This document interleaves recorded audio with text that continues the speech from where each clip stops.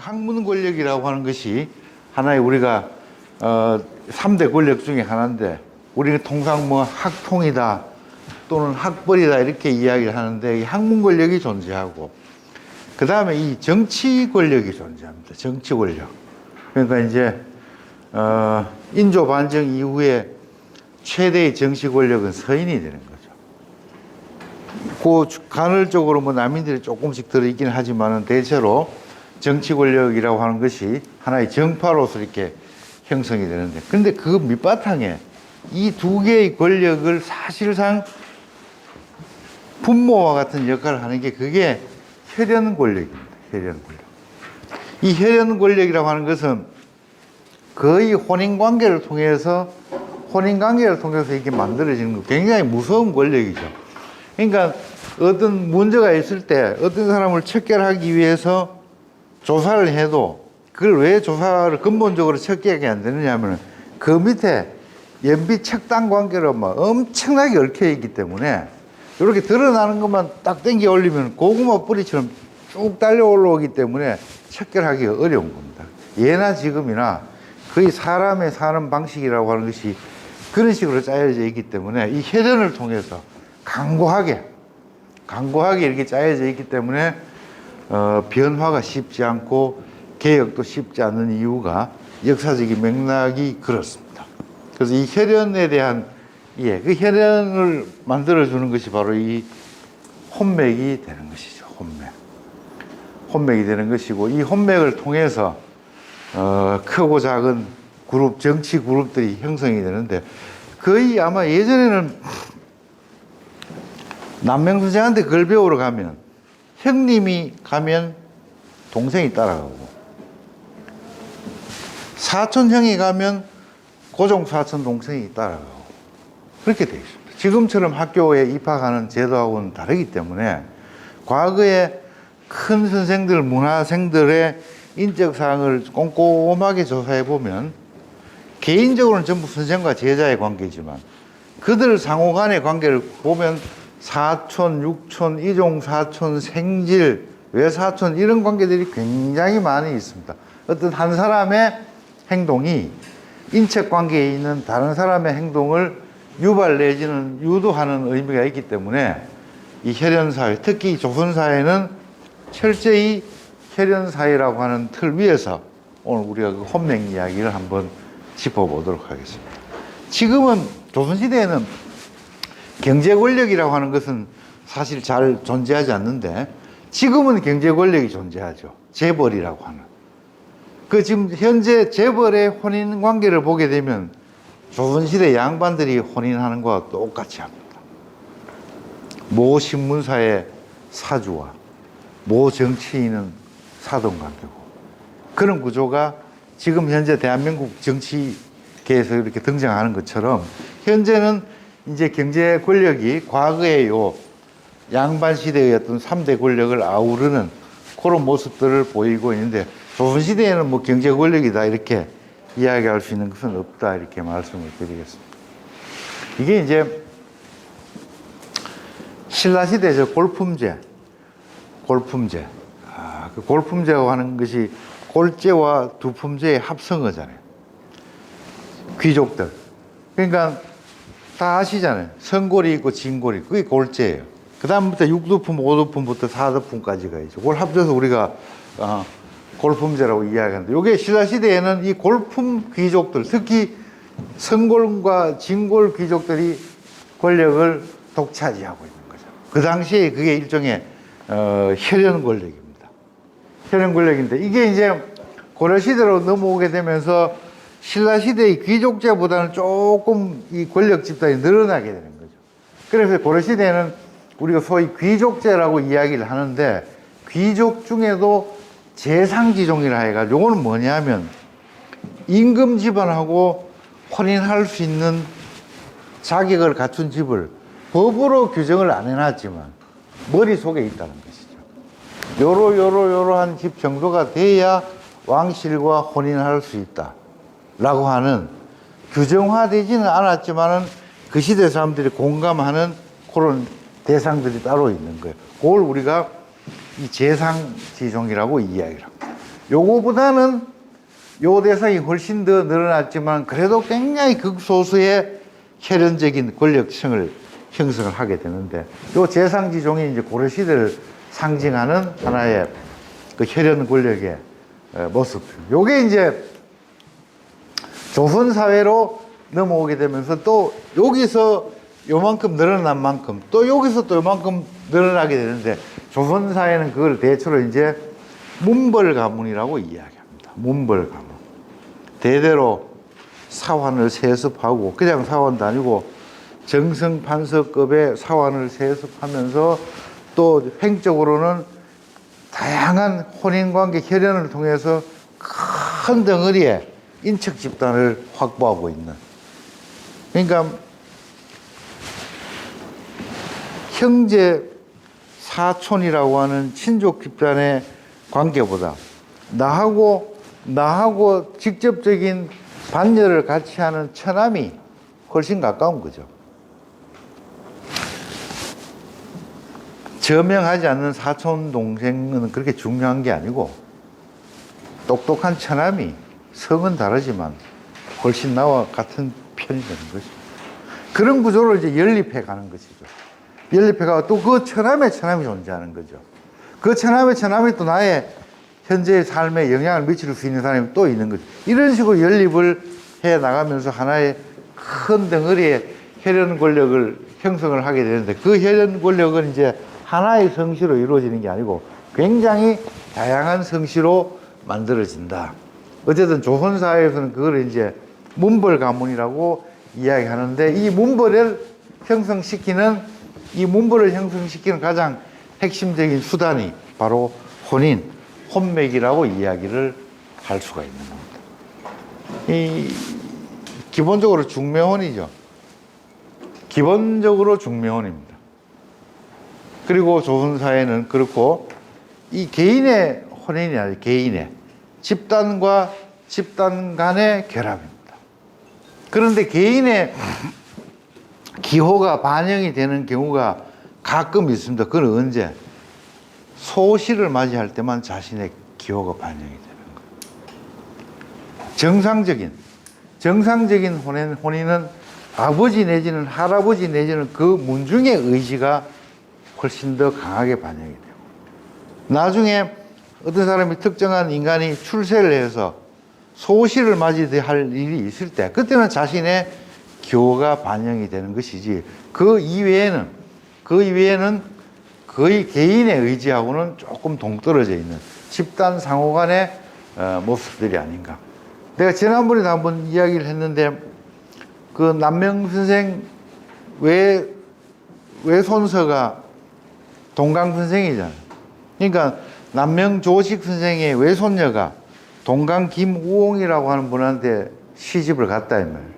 그러니까 동강 선생은 남명 선생한테 제자도 되지만은 외손서도 되는 거예요. 그것도 그냥 외손수가 아니고 자기 외손녀랑 혼인하게끔 본인이 중매한 그 외손서가 되는데 삶이 가난하니까 얼마나 가난했는지는 모르지만 형편이 안 좋으니까 주변에서 부자집 사람들이 내 딸을 소실로 삼아주면 상당한 재산을 주겠다 이렇게 이야기합니다.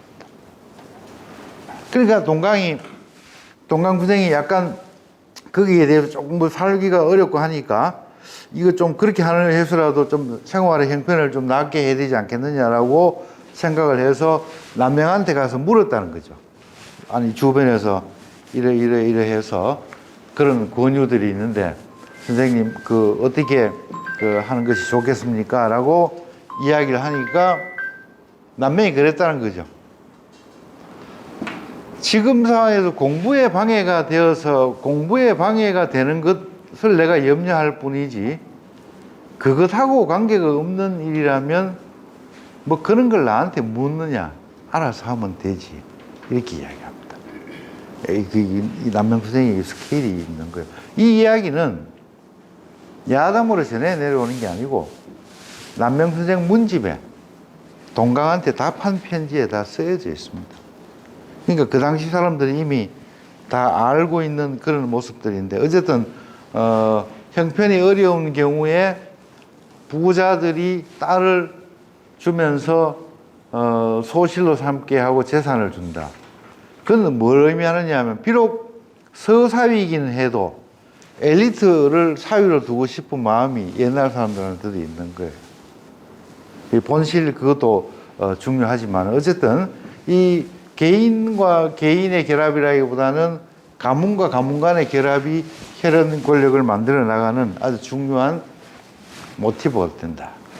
요 양반이 충청도 명제 윤정이라고 우암 송시열의 기본적으로 제자였는데 나중에 우암과의 관계가 조금 나빠지게 되면서 이 사제 관계를 끊어버린 그런 분이죠.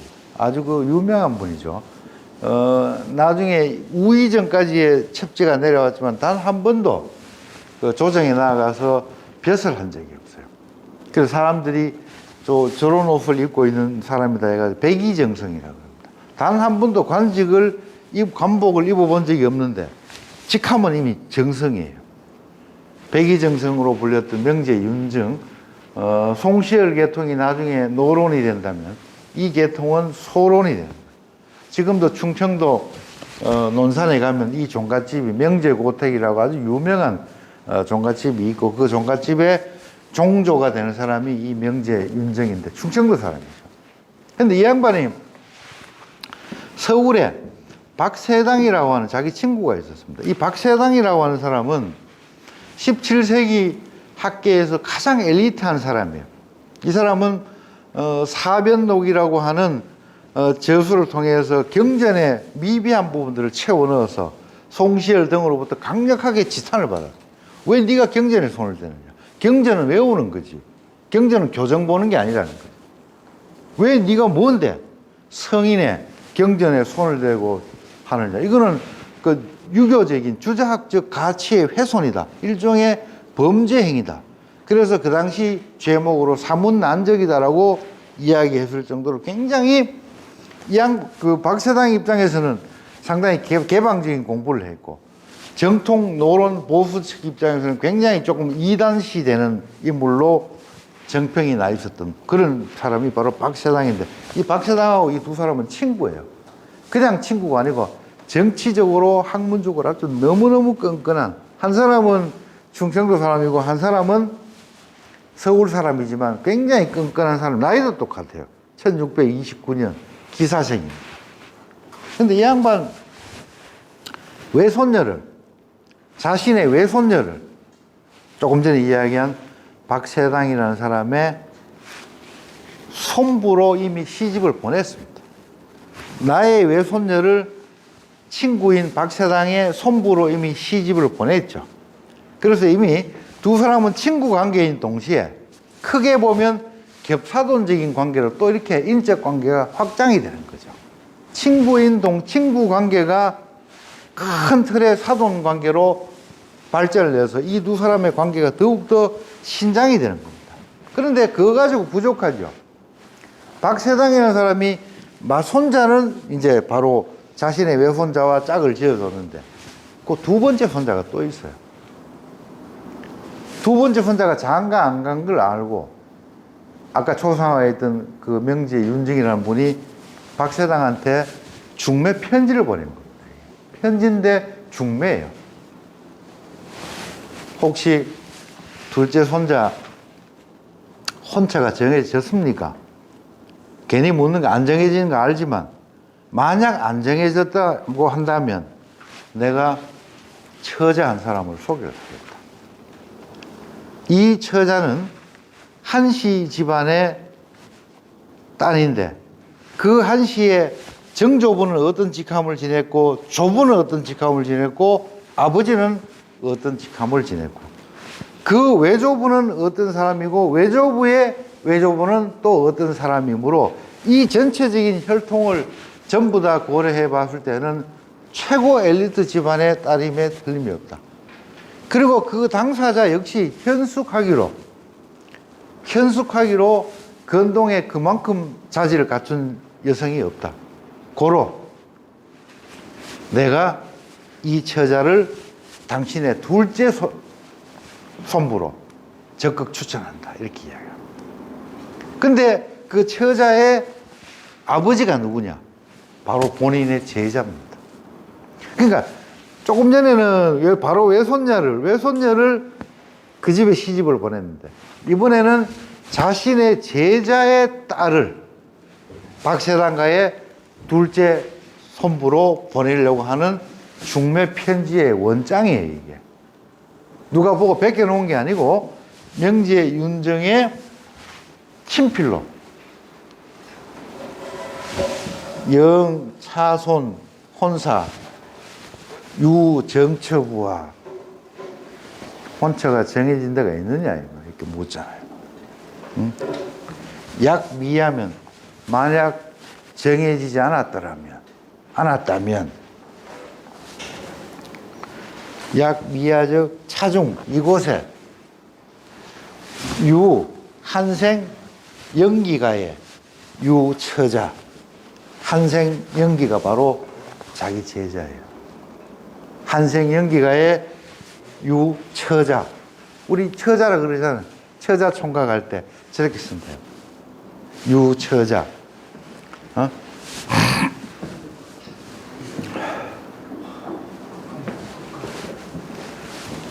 유처자 그가 아주 아름다운 규수가 있는데, 그 다음에 있으니 미지 여하.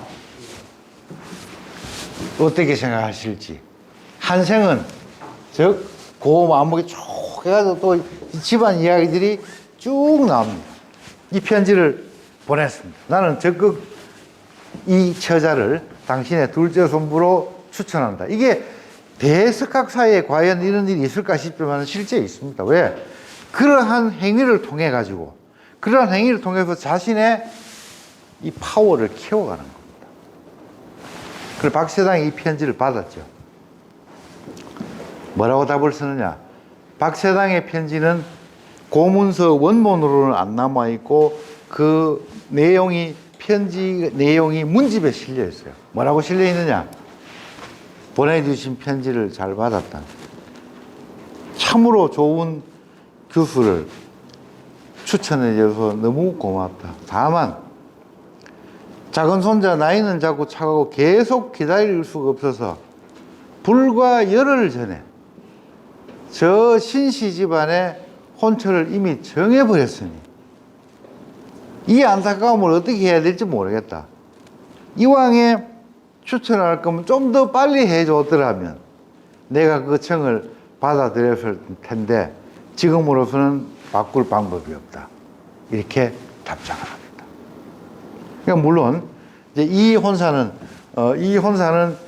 권유만 되었지 실현되지는 않았습니다만은, 그 박세당이라는 사람과 윤정이라는 사람이 소론의 핵심 수뇌부적인 존재들이 자신들의 이 세위 관계, 연비 관계를 어떤 식으로 확장해 나가는가 하는 것을 아주 디테일하게 볼 수 있고, 그 편지의 원본까지 이렇게 남아있다고 하는 것. 점잖은 대유학자들이 뭐 이런 편지를 보낼까 싶지만은 실제 이 문서들이 이렇게 다 남아있죠.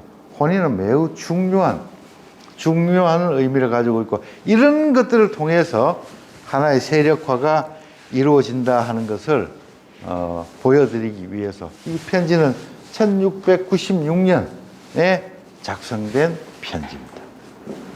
그게 이제 아까 조상화는 윤정이라는 분이고 지금 조상화는 박세당이라고 하는 분인데, 이 박세당이라는 분의 이제 두 사람이 기사년 동갑이고 학문적으로 정치적으로 아주 혈맹 관계에 있었던 그런 사람입니다. 저 양반 옷이 하얀 옷을 입고 이렇게 까만 띠를 이렇게 두르고 있는데, 이 옷을 입으면 사람이 뭘처럼 보이느냐 하면은 학처럼 보이죠.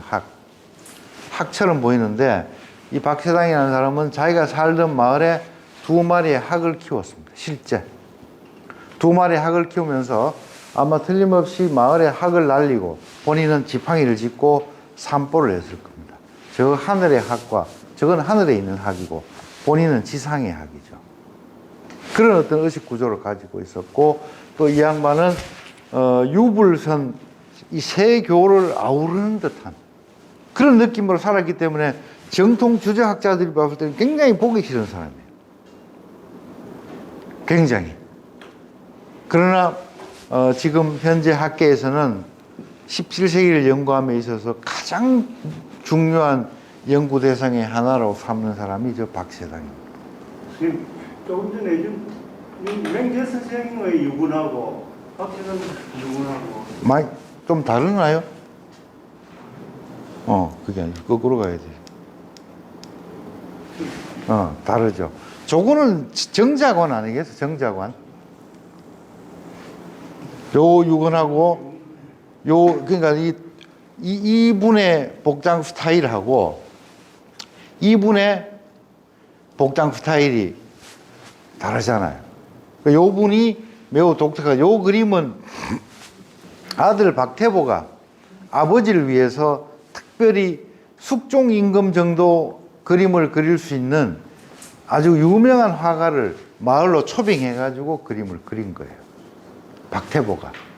그 박태보는 유명한 사람, 박태보 전이 있을 정도로, 박세당도 문과에 장원을 했지만 그 아들도 장원을 했는데, 어쨌든 이 양반이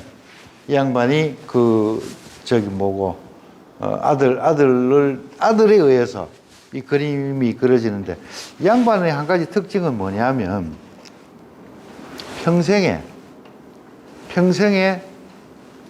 두 명의 부인을 둔 적이, 그것이 본부인이든 소실이든 두 명의 부인을 둔 적이 단 한 번도 없습니다. 이게 무슨 뜻이냐?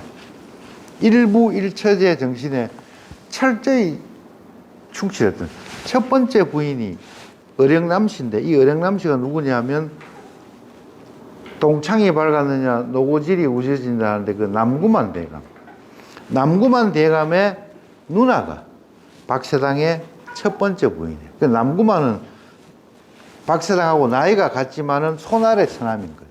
그 누나의 남편이니까. 근데 이 부인이 한 10년 살다가 죽어요.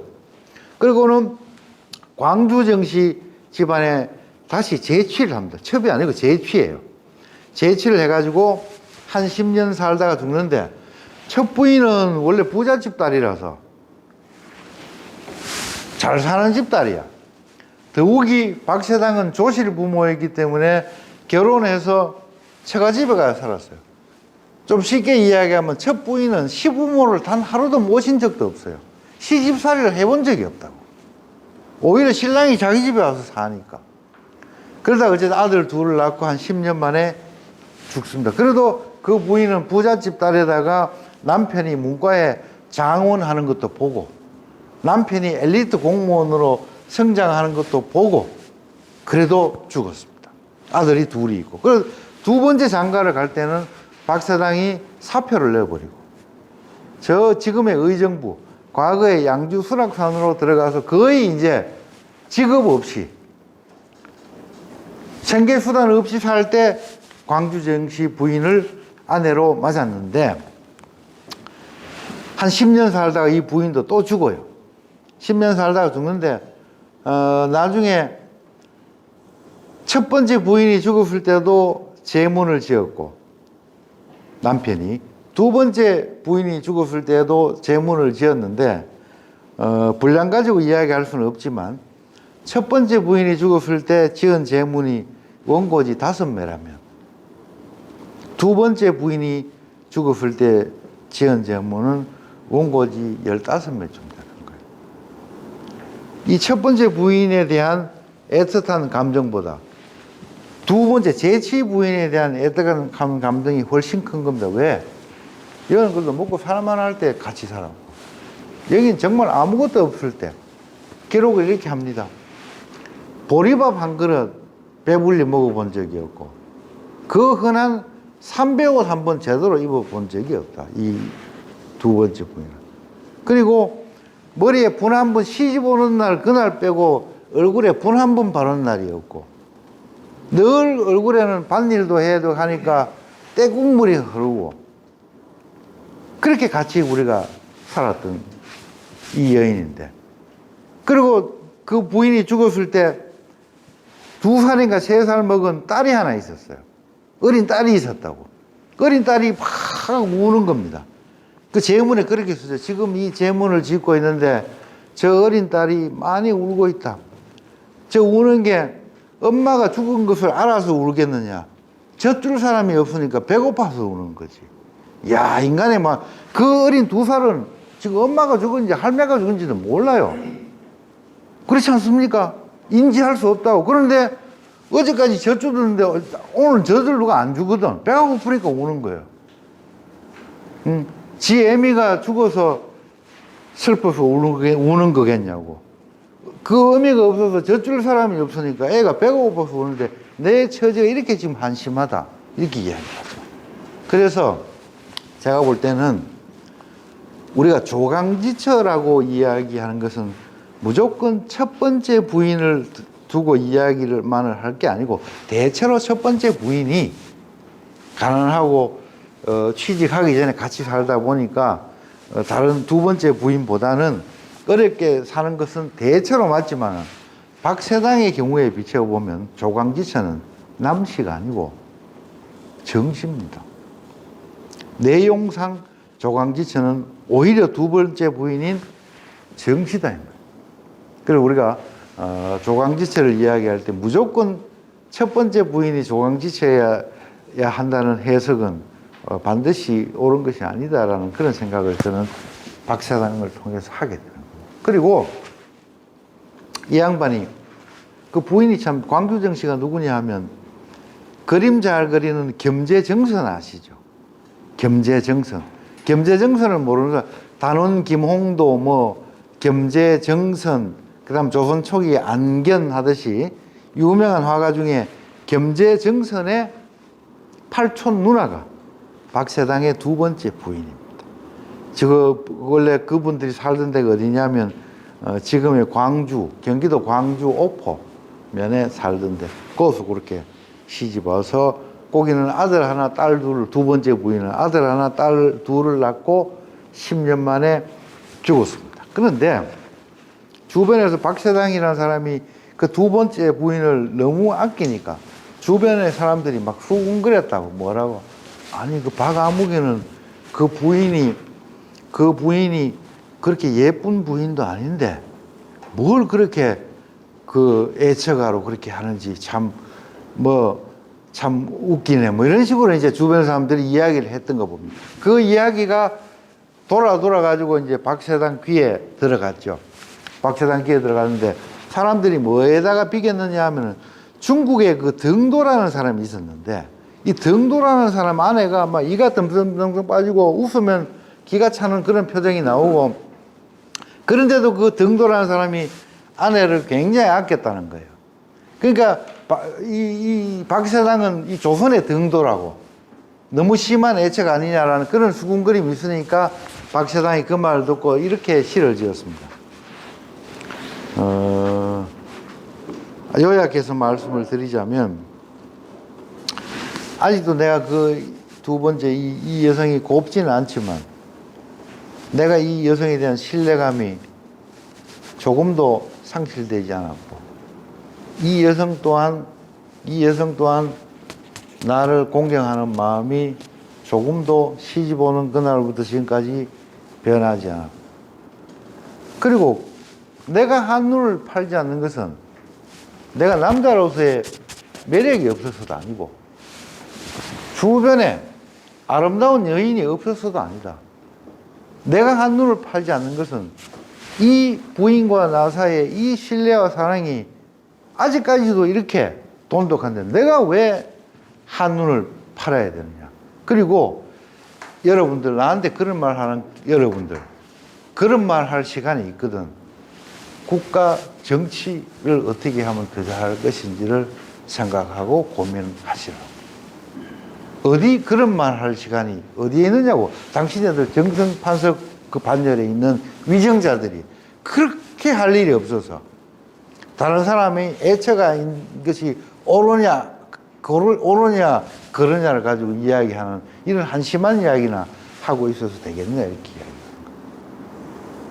그리고 두 번째 부인이 죽고 밥 해줄 사람이 없죠. 밥 해줄 사람도 없고 빨래 해줄 사람도 없는 거예요. 그래가지고 어쩔 수 없이 이시성을 가진 평민 여성을 소실로 들였는데 거기서 아들도 하나 나긴 나죠. 그러나 첫 번째 부인, 두 번째 부인, 세 번째 소실까지 세 명의 여자가 있지만 단 한 사람도 겹치지 않죠. 그게 중요한 겁니다. 겹치는 데서 문제가 생기는 거예요. 겹치는 데에서. 겹치는 데에서 문제가 생기는 것이지 겹치지 않는 데서는 문제가 생기지 않습니다. 그리고 그건 어쩔 수 없이 마지막에 노년에 할 수 없이 소실을 드릴 수밖에 없었던 그런 상황인 것이지 소위 축첩을 한 부인이 있는데도 또 다른 여자를 드리고 또 다른 여자를 드리고 하는 이런 행위하고는 매우 다른 것이죠. 그런 측면에서 이 양반은 평생을 굉장히 올곧게 살아간 스타일입니다. 자, 어쨌든 두 초상을 아까 봤습니다만 윤증, 그 다음에 박채당, 정말 17세기를 이야기할 때 둘 다 빼놓을 수 없는 석학들, 그 석학들 사이에 왕래가 되었던 혼담 이야기를 간단하게 말씀을 드렸습니다. 이 초상은 지금 아직도 원본이 다 남아 있습니다. 원본이 다 남아 있는데 이 아들 이야기를 제가 조금 더 하게 되면 이 아들이 박태보라는 분인데 아버지를 이어서 문과의 장훈에 요즘으로 치면 사법고시 수석 합격을 아버지도 수석 합격을 했는데 아들도 하는 거예요. 똑똑했죠. 1689년에 인현왕후 폐출 사건이 일어납니다. 숙종이 뭐 조금 쉽게 이야기하자면 숙종이 장희빈에 대한 사랑이 깊어서 장희빈하고 이제 같이 살아야 되니까 본실인 인현왕후를 내쫓는 그 TV에서 많이 보셨잖아요. 내쫓는 일이 있었는데 그걸 우리가 이제 기사환국이라고 이야기를 하는데 정치적인 사건으로 그때 박태보가 그러면 안 된다. 왕비에게 특별한 하자도 없고 잘못도 없고 어떤 죄를 지은 것도 없는데 임금의 마음이 변했다고 해서 왕비를 내쫓으면 이게 도대체 국가가 이렇게 운영이 되어서는 되느냐. 저 왕비가 무슨 죄가 있느냐 해가지고 극력 변호를 하는 상소를 올리니까 숙종은 그 말이 너무 싫은 거지. 지금 당장 장희빈하고 지금 같이 살아야 되는데 자꾸 안 된다 그러니까 그게 마음이 안 좋잖아요. 그래가지고 엄벌로 다스립니다. 곤장을 심하게 치고 국문을 해가지고 거의 다 죽어갈 정도로 된 상태에서 유배를 명하죠. 그때 아들이 임금의 국문을 받는다라는 소식을 듣고 박세당이 저 의정부에서 황급하게 서울로 들어옵니다. 서울로 들어와서 아들을 만나려 하니까 이미 죄인의 신분이기 때문에 만날 수가 없어요. 서울 이제 주변에서 기다리고 있죠. 그러다가 아까 말씀드린 대로 국문의 과정을 거친 다음에 거의 다 죽어간 상태. 가만 놔도 죽을 정도의 상태가 되었을 때 유배의 명을 내리는데 그래도 유배는 가야죠. 왕조치는 임금의 명이니까. 그래서 유배를 가기 위해서 강을 건너서 노량진에 도착을 했습니다. 서울 노량진. 그 서울 노량진에 도착을 하니까 그때 박세당이 아들을 보러 노량진으로 갑니다.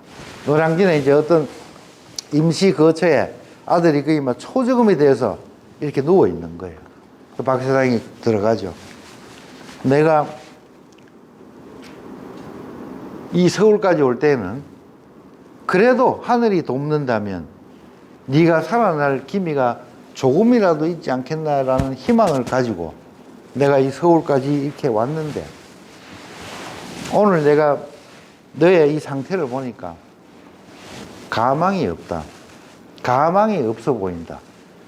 야, 이 아버지가 아들한테 하는 말입니다. 가망이 없어 보인다. 그러나 대군자가 죽음에 나아갈 때 비굴했어야 되겠는가? 대군자가 죽을 때는 군자답게 죽어야지.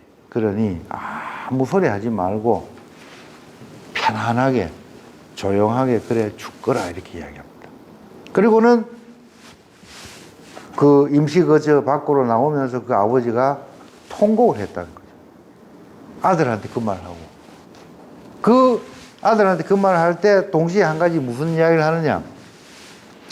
혹시 산소 자리를 받은 곳이 있느냐 이렇게 묻습니다. 그러니까 아들이 제가 김포 선영에 대략 틀을 하나 잡아 놓은 것이 있기는 한데, 그것은 직관 김아무개라는 사람이 잘 아니까 직관 김아무개라는 사람한테 물어보면 잘 알 겁니다. 박태보가 그렇게 이야기를 해요. 그렇게 이야기하고는 이제 아까 말씀드린 대로 그렇게 죽거라라고 하고 박 사장은 문 밖으로 나옵니다. 그리고 그 다음에 누가 들어가느냐? 박태보의 부인이 들어가요. 남편이 지금 그렇게 돼 있으니까. 남편이 그렇게 돼 있으니까 부인이 가는데, 그때 그 안내를 누가 했느냐면 박 사장의 사위, 박태보의 매부가 하는데, 부인이 왔는데 이 박태보가 아무 말 안 하는 거예요. 그러니까 처남이, 아니 아무리 그래도 무슨 말이라도 해야지, 이렇게 말도 없이 이러면 어떡하느냐고 오히려 재촉을 합니다. 무슨 말이라고. 그때 박태보가 이런 말을 하죠. 우리 사이에 아들이 없지 않느냐. 아들이 없으니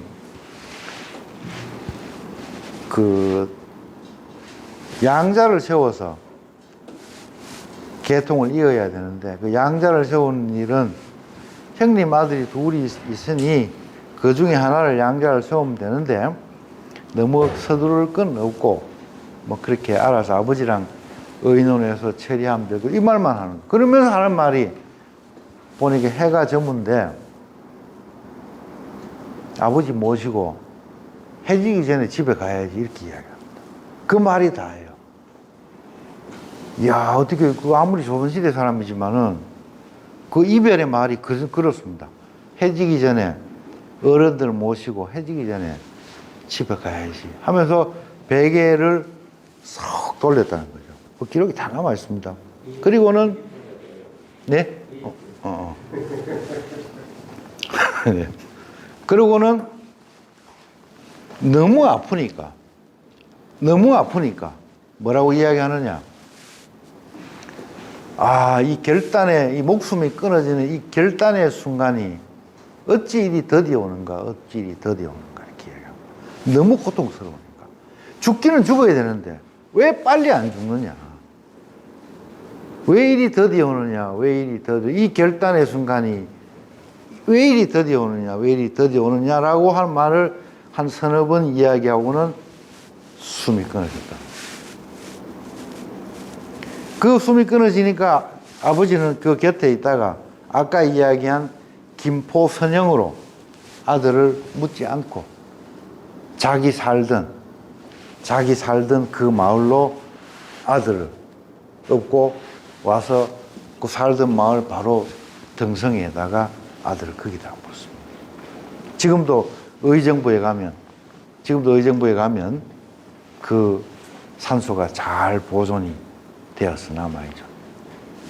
그리고 이 양반은 평생에 직계 비속, 아들이든 딸이든 손녀든 직계 비속이 자기보다 7명인가 9명이 먼저 죽어요. 아들 둘, 첫 부인, 둘째 부인, 아들 둘, 며느리, 손녀, 작은 딸, 까지 아주 직계 비속이 그냥 9명인가가 먼저, 아내를 포함해서 먼저 세상을 떠나보니, 인간적으로는 굉장히 불운한 사람이에요. 문과에 장원해서 엘리트로 촉망을 받고 당대 최고의 학자로 존경을 받고 이런 강의에서 등장도 하고 온갖 영화를 다 누린 것처럼 보이지만, 실제 그 삶을 디테일하게 따져보면 인간적으로는 참 고통이 많은 사람, 가난했고 형편이 어렵고 이런 삶을 살았지만, 아직도 그 이 인간이 가지고 있는 워낙 그 위대성이 있기 때문에 이런 어떤 강좌에서도 늘 언급이 될 수 있는 그런 모습들이고, 이제 이분의 가장 큰 라이벌이 누구냐면 송시열이에요. 이 송시열과의 어떤 관계의 악화, 이런 것들이 벼슬을 완전히 던져버리고 시골로 낙향하게 되는 이유가 되고, 아까 그 명제 윤증이라는 사람도 송시열과의 관계의 악화라고 하는 두 사람 간의 공통점이 있고 그 공통점을 더욱 묶어주는 것이 중매등을 통해서 혼인으로 이어지게 되는 그런 어떤 모습들을 그 마을이 박새당 종갓집에 요게 박새당이 요 마을에 들어올 때 심었다고 하는 은행나무 지금도 남아 있습니다. 보호수로 요건 종갓집인데 사람들이 야 저런 기와집에 사는데 뭘 가난하냐. 박새당은 저기에 단 하루도 산 적이 없어요. 이 집은 5세 손이 출세해서 지은 집입니다. 그 박새당 자신은 초가집에 아주 초가집에 어렵게 살았고 요 집은 후손 때에 건립이 된 것이지 본인하고는 관계가 없다. 그러나 요 나무는 본인하고 관계가 있는 직접 나무를 심었습니다. 전직 판서거든요. 박새당은 전직 판서입니다. 전직 판서인데 기록들을 읽어보게 되면 아들한테 보낸 편지를 보면 그렇습니다. 내가 지금 그 밭두랑에 이시 노인과 지금 앉아서 대화를 하고 있다. 왜 대화를 하느냐? 밭농사, 논농사를 하려면 어떻게 하는지를 내가 배워야 되기 때문에 이시 노인과 지금 함께 이렇게 대화하고 있는 중이라서 편지를 기계에 쓰지 못한다. 또 시 같은 거 보면 어떻게 나오느냐? 아이고 어젯밤에는 옆집에 사는 박노인이 놀러 왔는데 친구 몇 사람을 데리고 와서 놀러 와가지고는 새벽 2시, 3시까지 바둑을 두면서 가지를 않아서 나는 졸려서 좀 갔으면 좋겠는데 이 노인들이 가지도 않고 그래서 어제는 내가 잠을 좀 설쳤지. 이런 기록들이 나옵니다. 이게 뭐냐면 요즘도 전직 장관이 저 시골에 아무것도 안 한 분하고 잘 안 사귀려 하죠. 전원주택에 살지만 그냥 전원주택에 사는 거지 동네 사람들하고 이렇게 잘 어울려 하지 않으려 할 경향이 있다고 봐야 되겠죠. 그런데 이 양반은 그렇지가 않습니다. 저 시골에 저 신분사회에서 양반과 평민이 엄격한 그 신분사회에서 또 양반 중에도 판서를 지낸 사람이 시골 노인들은 아주 뭐 전혀 거리낌 없이 잘 지내는 겁니다. 이게 뭐냐면 이런 걸 보면 역시 본인이 갖추고 있는 것이 많으면 많을수록 겸양할 수 있다고 하는 것을 보여주는 것이죠. 내가 가진 게 빠듯하니까 늘 남한테 까다로운 거야. 내가 가지고 있는 여기서 돈이 아니고 여러 가지입니다. 내가 가진 것들이 넉넉하면 오히려 상대에 대해서 관대해지고 너그러워지는 것이죠.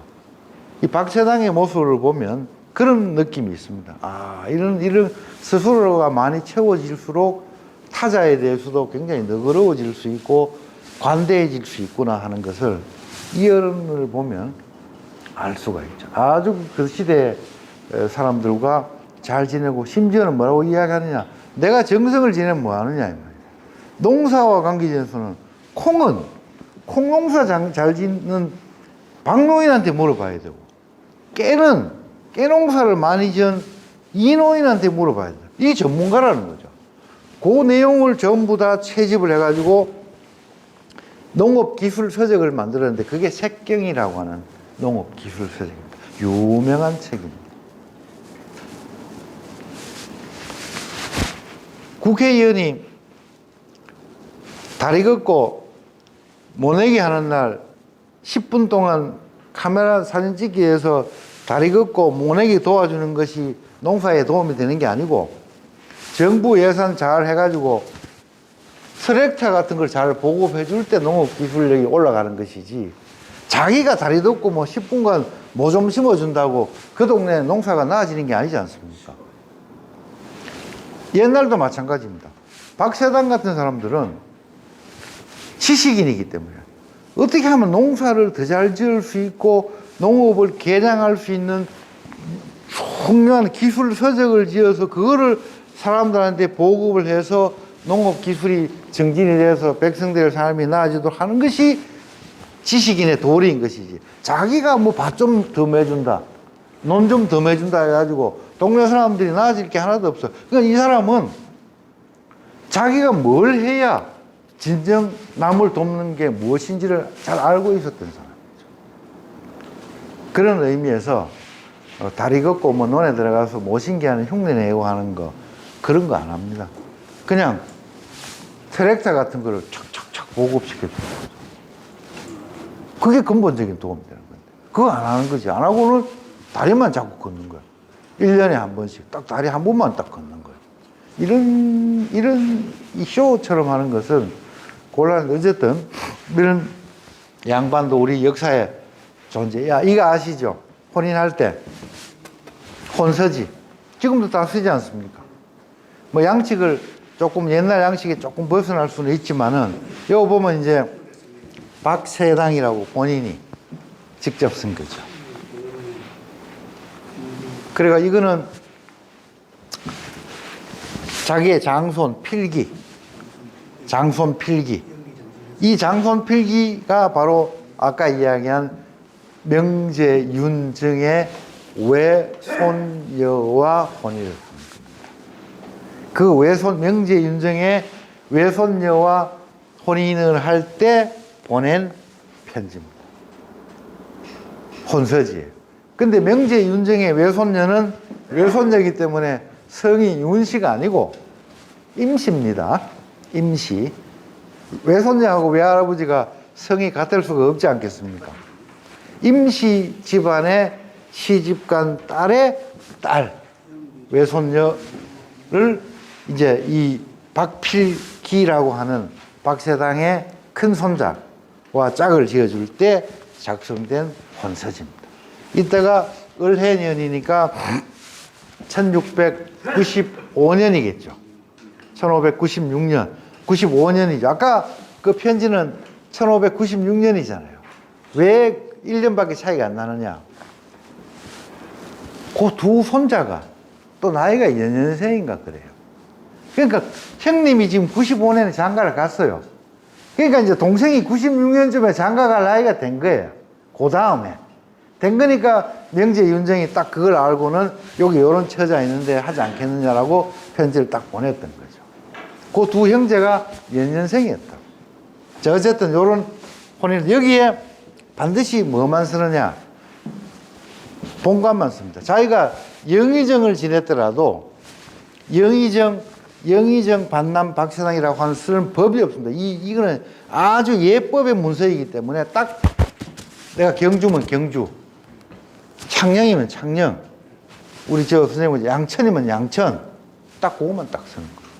그건 아주 양가 사이에 아주 예법이기 때문에 직함을 쓰거나 벼슬을 쓰거나 하는 법은 절대 없습니다. 딱 혹 행여라도 여기 계시는 분들도 지금 이런 일을 하게 될 때 딱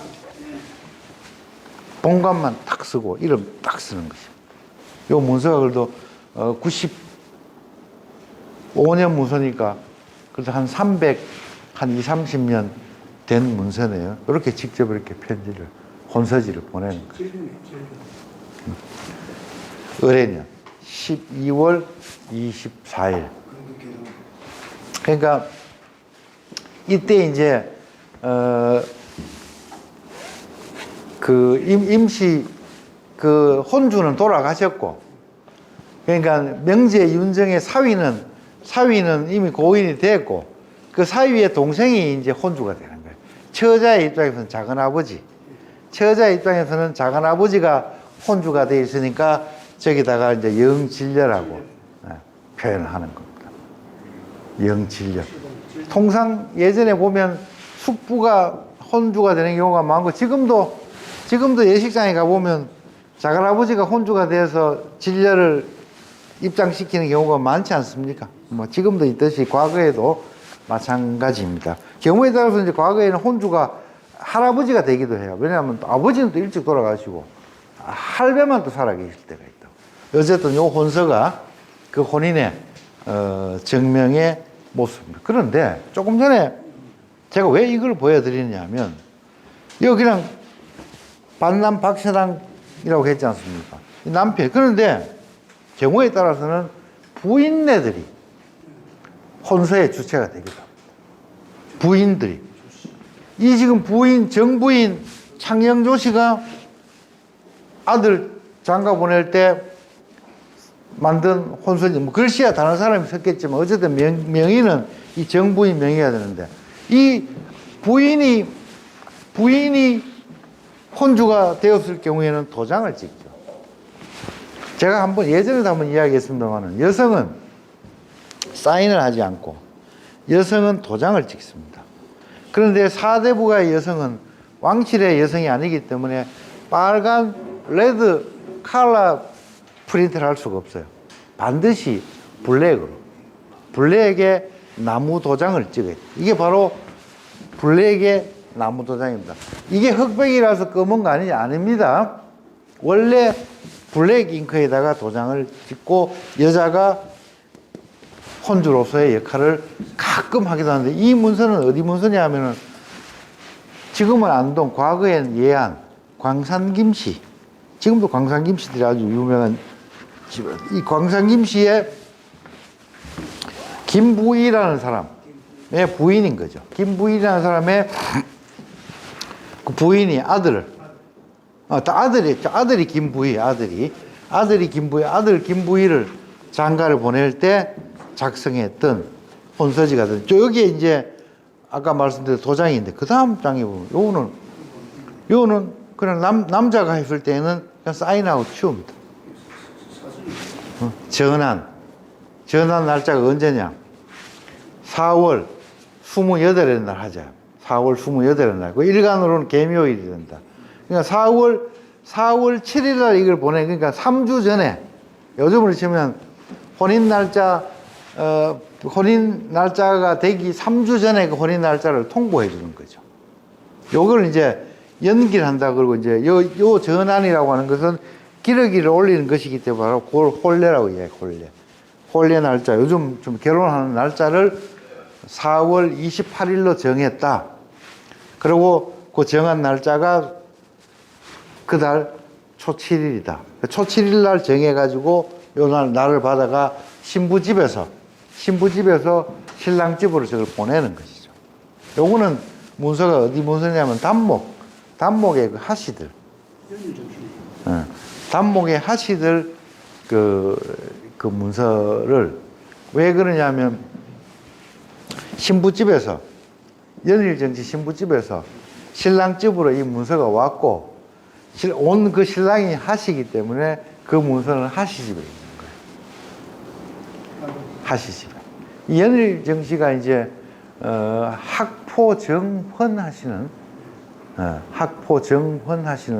그 아마 크게 보면 포혼자. 어쨌든 이런 혼서지를 통해서 혼인을 정하는. 그 다음에 이제 두 번째, 이 양반이 그 이산해. 요 이산해 이야기는 한 5분만 쉬었다가 하도록 하겠습니다. 네. 네.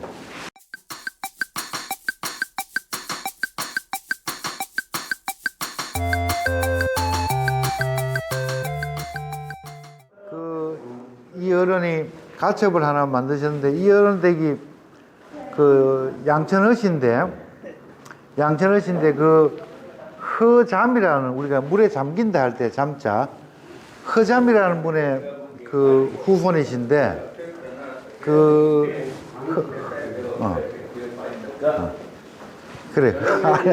아니, 괜찮습니다. 뭐 또 하실 이야기 있으면 또 하고 해야지.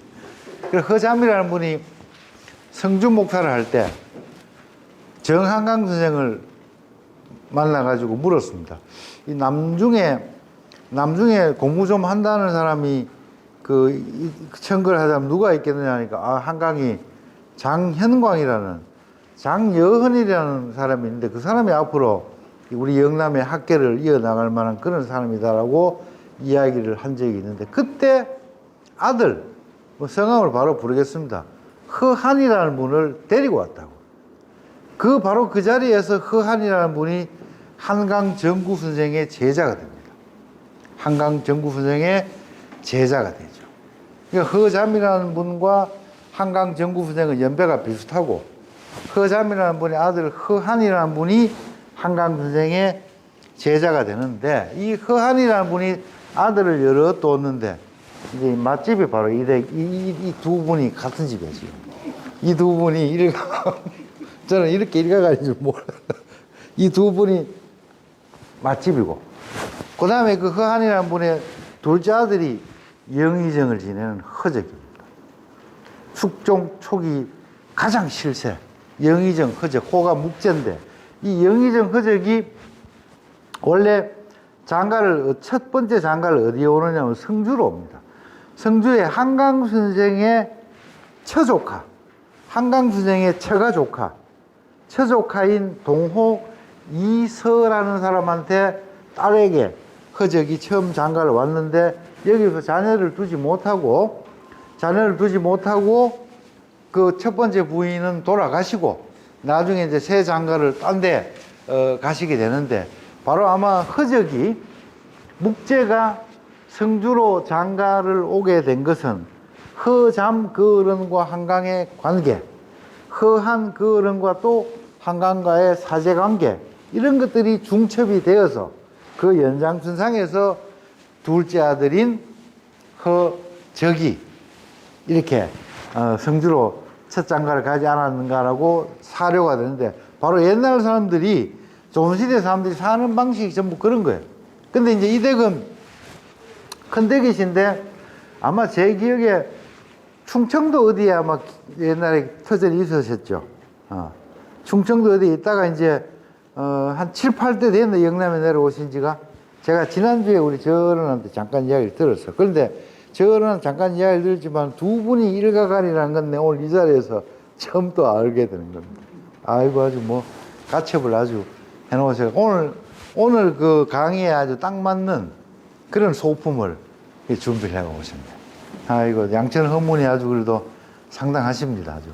앞으로 그 잘 되기를 바라요.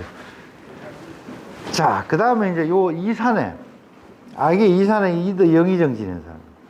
영의정을 지냈고, 자기는 영의정 지내고, 자기 사위 한음 이덕형도 영의정을 지내고. 그래서 뭐, 이 집 딸은 영의정의 딸로 태어나서 영의정의 아내가 되는 그런 또 그 유복한 딸인데, 그러나 그 반드시 유복한 것만도 아닌 게 그 딸이 임진왜란 때 피난을 가 있는데 적군이 쳐들어온다라는 말을 누가 잘못 전했는데 그 말이 사실인 줄 알고 절개를 지킨다고 자결을 해버렸다. 이산의 딸, 즉 한음 이덕형의 부인이. 근데 그 이덕형은 그때 당시에 나라 일이 하도 급해가지고 자기 부인이 죽었음에도 불구하고 옳게 그 치상도 못할 정도로 또 가슴 아픈 그런 일들도 있었던 걸로 알고 있는데, 자, 아주 인물이 좋습니다. 인물이 좋고, 글씨 잘 쓰고, 글 잘하고, 똑똑하고, 집안 좋고 해가지고 이미 장가 가기 전에 너무너무 많은 곳에서 중매가 들어갔다. 너무너무 전부 다 이산이라는 사람을 사위로 보고 싶어요. 그러니까 많은 사대부들이 탐을 내죠. 탐을. 사위로 보려고. 심지어는 이 양반이 장가 가는 그날, 예식장 가려고 막 구두 신고 있는 그날 그 순간까지도 중매가 들어갔다는 거예요. 그럴 정도로 굉장히 그 촉망받았던 그런 인물이 바로 이제 이 악의 이산해인데, 이 악의 이산해의 가까운 친구 중에 어른들이 다 아시는 분입니다. 송강정철이라고 해서. 송강정철은 이제 나중에 이제 서인 쪽 인물이 돼서 난민들하고는 좀 거리가 있습니다만 이때만 하더라도 굉장히 교분이 깊었는데, 이 악의 이산해가 한음 이덕형이라고 하는 아주 뛰어난 인재를 막 사이로 보고 난 다음에 송강이 악의를 찾아옵니다. 이산해를 찾아와가지고, 그 당신 사위 보는 거 보니까 사람 보는 눈이 있는 것 같은데, 나도 딸이 있는데 시집을 보내야 되는데 좋은 신랑감이 있으면은 추천을 좀 해달라, 이렇게 이야기합니다. 그 이산해가 곰곰이 생각하다가, 그렇다면 내가 추천할 인물은 오아무개라는 사람이 하나 있다. 그 오아무개라는 사람이 오윤겸이에요. 오윤겸인데 그 송강은 또 성품이 좀 급하셨던 모양이지. 그러니까 오윤겸이가 어떤 사람인지 뭐 바로 가본 거예요. 바로 이사내가 추천을 했으니까, 친구가 밑건이하고 추천을 했으니까 그 총각이 어떤 총각인지 싶어서 바로 달려가 보니까 요즘식으로 이야기하자면, 아이고 뭐 고시촌에 런닝바람으로 공부를 하고 있는데 제가 뭐 될 것 같기도 하고 안 될 것 같기도 하고 기가 차는 거예요. 고시촌에 가보니까 좁은 고시방촌에 앉아가지고 런닝 입고 부채 가면서 공부를 하는데 몰고는 뭐 송년하고 도대체 출세해 볼 기미가 안 보였던가 봅니다. 그러니까 이사내가 정철이 이사내를 찾아와서 너는 그 이덕형과 같은 그런 훌륭한 사위를 보고 그 친구니 나한테 그 추천을 한다는 사람이 고작 오아무개라고 하는 정말 내가 봤을 때는 별로 마음에 안 드는 그런 청년을 추천을 했느냐라고 약간 화를 내면서 그 이런 식으로 하자면 앞으로 우리의 친구 관계가 이어지기 어렵지 않겠느냐. 쉽게 말하면 절교 선언을 하다시피 그 사위 문제 때문에 그런 일이 있었습니다. 그런 일이 있었는데 나중에 그 오윤겸이는 영의정이 되죠. 나중에 그 오윤겸이는 인조 반정 이후에 영의정이 됩니다. 이건 이제 무슨 이야기냐 하면 마치 이제 송강정철은 선견지명이 없고 악의 이산에는 선견지명이 있는 것처럼 그렇게 이야기돼서 마치 이제 악의 측 입장에서 송강을 조금 이렇게 디스하는 듯한 그런 느낌의 사료가 아니겠나. 그것이 어느 정도의 사실이고 어느 정도의 사실이 아닌지는 알 수 없지만은 어쨌든 큰 틀의 그 이야기, 그런 이야기가 있었던 것은 사실인데 어쨌든 송강정철이 싫다고 마다했던 그 오윤겸이는 조선 최고의 관직인 영의정에 올랐다 하는 것이죠. 그러니까 옛날에는 그 친구들 상호 간에도 이 어떤 그 중매라 그래야 되나 소개라 그래야 되나 이런 것들이 굉장히 빈번하게 이루어졌는데 요 교지는 뭐냐면 벼슬에 임명함과 동시에 너무 신뢰가 가니까 벼슬만 임명해 가지고는 임금이 분에 안 차는 거예요. 그래서 산해종 셋하고 계집동 셋을 부상으로 내려준 거예요. 교지 하단에다가 족을 딱 써가지고 요 벼슬은 물론이고 요 6명의 종을 사급 내렸습니다. 라고 했을 정도로 상당히 그 임금 인조가 이제 저 오윤겸에 대해서 굉장히 지극한 정성을 표현하는 거예요. 이 덱이 나중에 사막사로 잘 알려져 있는 오달재 이런 분들이 다 여기 다 후손들이죠. 그리고 경기도 용인에 이분들의 터전이 남아 있는데 용인 어디냐면은 용인 모현면 오산리라고 하는 곳에 이분들 터전이 남아 있는데 그 산소를 가보면 역대 종성들만 산 등성에 쫙 산소를 묘역을 조성해 놨는데 묘역이 너무 관리가 잘 되고 아주 뭐 정말 청정지역처럼 그렇게 관리가 후손들이 그만큼 정성을 쏟고 있다 이렇게 볼 수가 있는데 지금 현재 서울시장을 하고 있는 그 오세훈 시장도 다 여기 자손이에요. 그리고 지금 현재 그 서울대 총장 하고 있는 오세정 교수도 전부 다 여기 자손. 근세에 와서도 이 자손들이 꽤 그래도 현달한 그런 집안이라고 이야기를 할 수 있는데 어쨌든 이 오윤겸이 라는 사람이 송강의 안목도 틀린 건 아닌 것이 과거 시험이 안 돼가지고 아주 애를 먹습니다. 시험을 볼 때마다 떨어지고 하니까 그 아버지가 남긴 일기가 쇠미록이라는 일기인데 아마 진주박물관에서 전시도 되고 임진왜란 이야기가 많기 때문에 진주박물관에서 전시도 되고 또 진주박물관에서 번역까지 해가지고 낸 게 쇠미록이라고 하는 그 일기는 대한민국 보물이에요.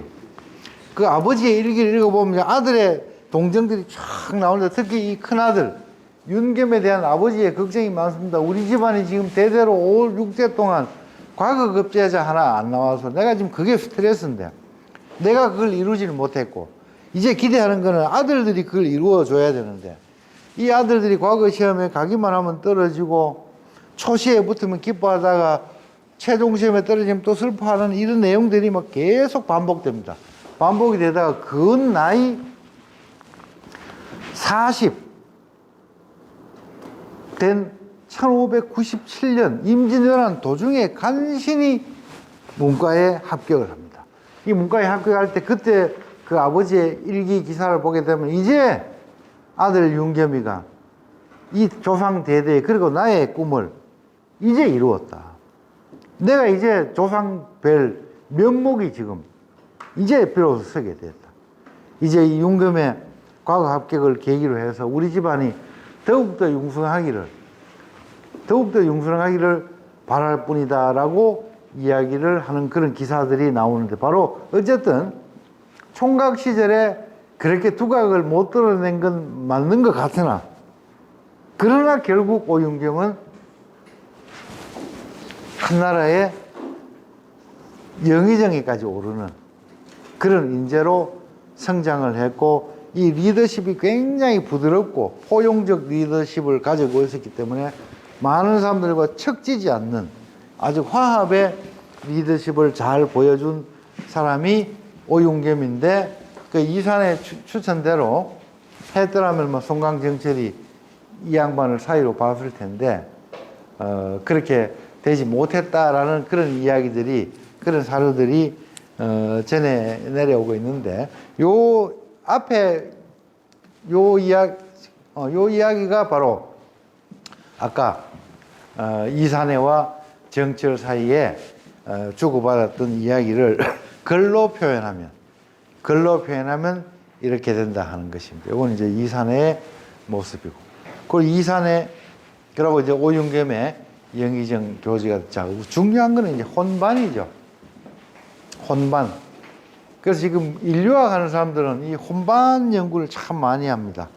인간이 어떤 식으로 피를 통해서 이렇게 조직화하느냐,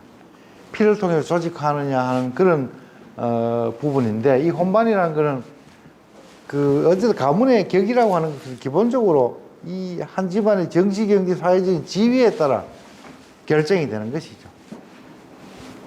그 어쨌든 우리가 이제 그 총체적인 지표로서 이제 가격이라고 이야기하는 거죠. 가격. 가문의 격. 그 집이 가지고 있는 가격이 있죠. 그래서 여기 남도 지역에서 혼인할 때도 여기에서 같이 강의를 듣더라도 아들과 딸이 있어서 혼인해야 될 일이 있을 때는 좀 따져봐야 되는 거죠. 야, 우리는 그래도 옛날에 어떤 집이고, 생각하게 되는, 그게 가격입니다.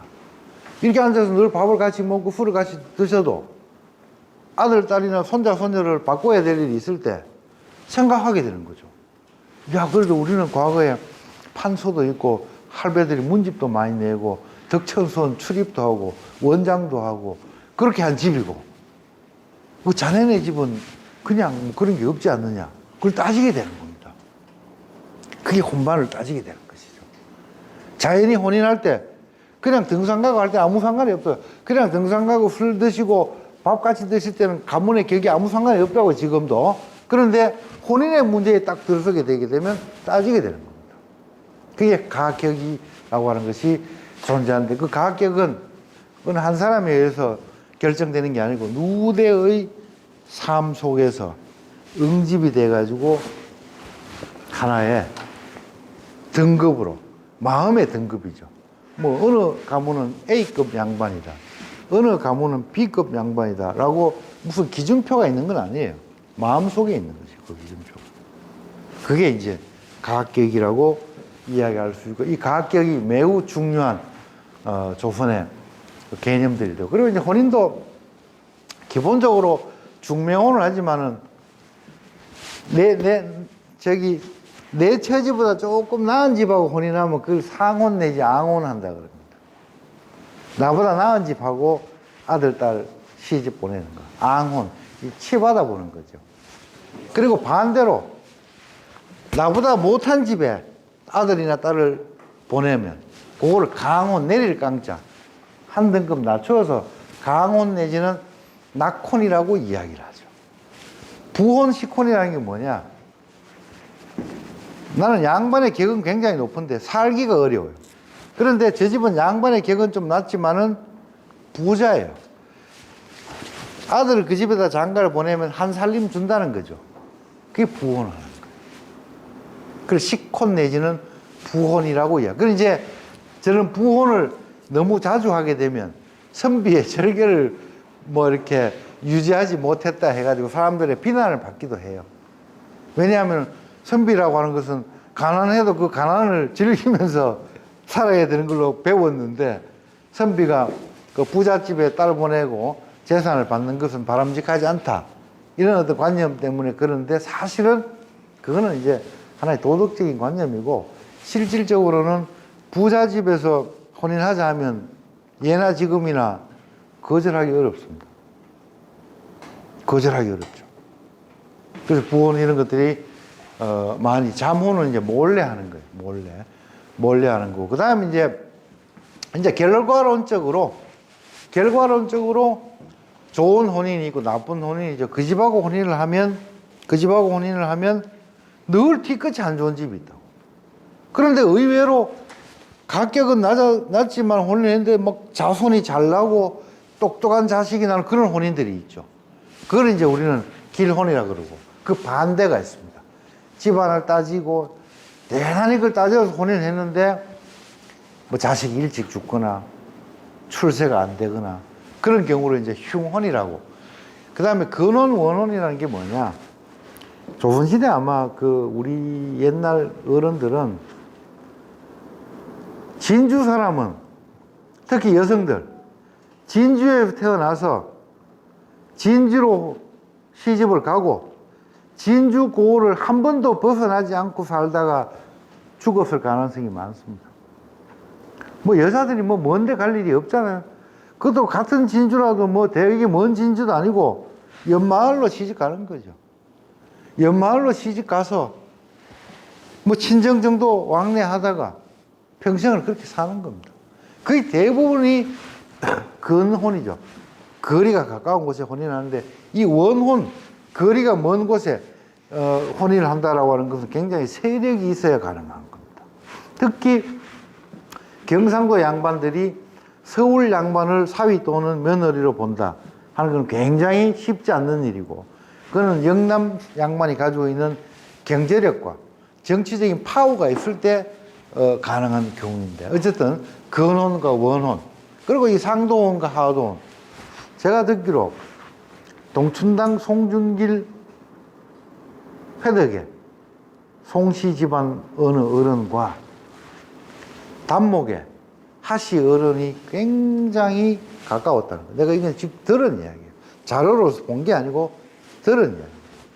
그러니까 이 단목의 하씨 어른이 이 송씨 동춘당 송씨 그 어른한테 그 뭐 자네 그 아들을 내가 사위로 봤으면 좋겠는데 좀 허락을 해주면 어떻겠느냐 이렇게 물으니까 그 송씨 어른이 그랬답니다. 사돈 당신의 그거로 봤을 때는 그러니까 내 친구인 당신의 그거로 봤을 때는 내 아들 아니라 뭐라도 장가를 보내고 싶지만 당자 그 사돈의 품격과 인품을 봤을 때는 내 그러고 싶지만은 아직도 우리 관습이 하도로 자식을 보내는 것을 꺼려하는 문화가 있기 때문에 차마 그러기는 좀 어렵다. 당신을 봤을 때는 얼마든지 가능한 이야기지만 우리 송씨 집단 전체가 가지고 있는 그 문중적 마인드의 입각에서 내가 그런 행위를 하기에는 아직까지는 그런 시대가 못 된다라고 하면서 아주 완곡하게 거절했다라는 말이 있습니다.